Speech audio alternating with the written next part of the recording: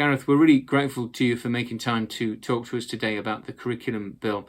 I wonder if you could just start by telling us something about your own background in education. I started teaching many years ago, 1966. I taught in secondary schools as an assistant teacher and then head of department. I then became deputy head teacher at a comprehensive school in the locality where I live now, and subsequently became head teacher of the school. And I was head teacher there for nearly 16 years.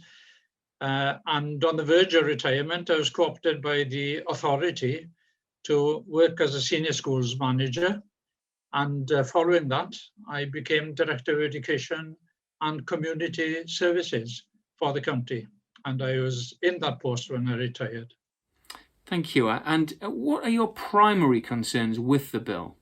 Well, I've got lots of concerns really, but primary concern is the fact that they are now expected to teach not only religious education, but now it's got to be taught along with atheism and humanism and non-religious aspects. And I think this is an anathema, to be quite honest, because when you consider that you are presenting something which is spiritual, you are now involved with the non-spiritual.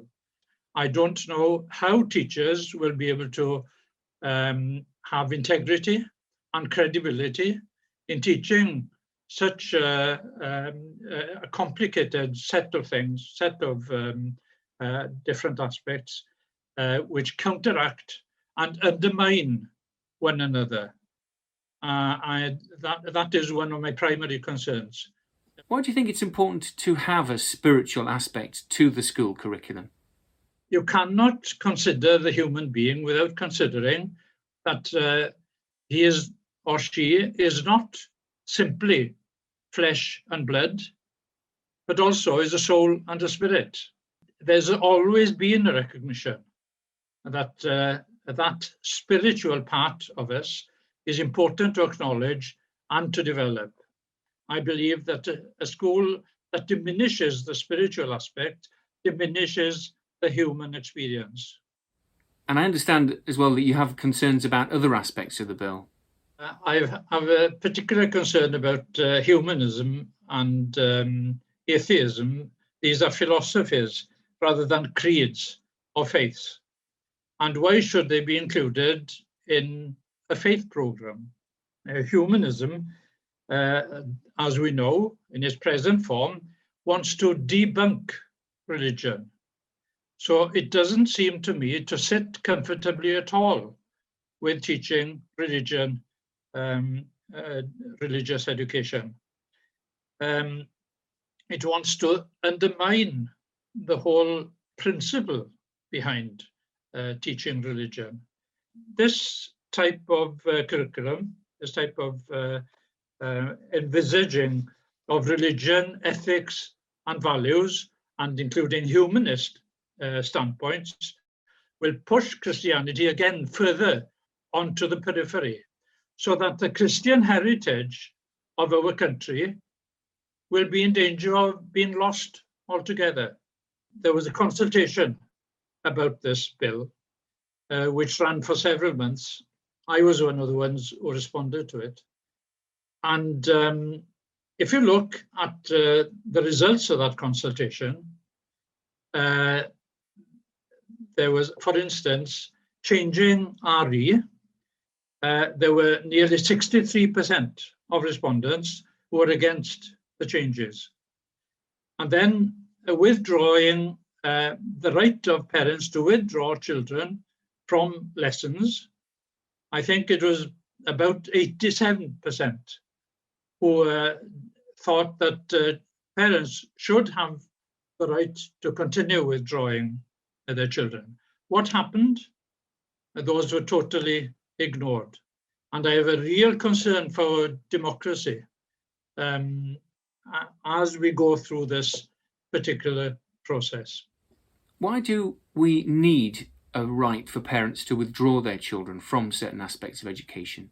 if you feel that your children are being indoctrinated by such attitudes and arguments, then obviously parents feel that they're losing their influence.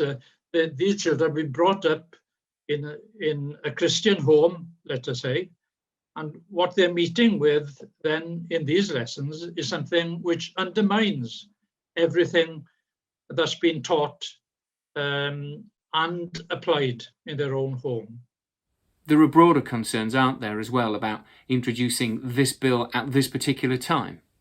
I was concerned that this bill seems to be rushed through at a time when schools and the educational system generally are caught up in a whirlwind of COVID-19, other issues, examinations, how do they assess children, how are those children going to be assessed externally. And here we are having a major Welsh educational bill being taken through the Welsh Senedd. It appears that it's being rushed through when there is no actual need for it to be rushed through. I don't think that they can really do justice to any full discussion on this educational bill to make it an act of the Welsh Parliament, which really has been truly scrutinised. Well, Gareth, we're so grateful to you for sharing with us your concerns about the bill. Thanks for talking to us today. It's been good to meet with you.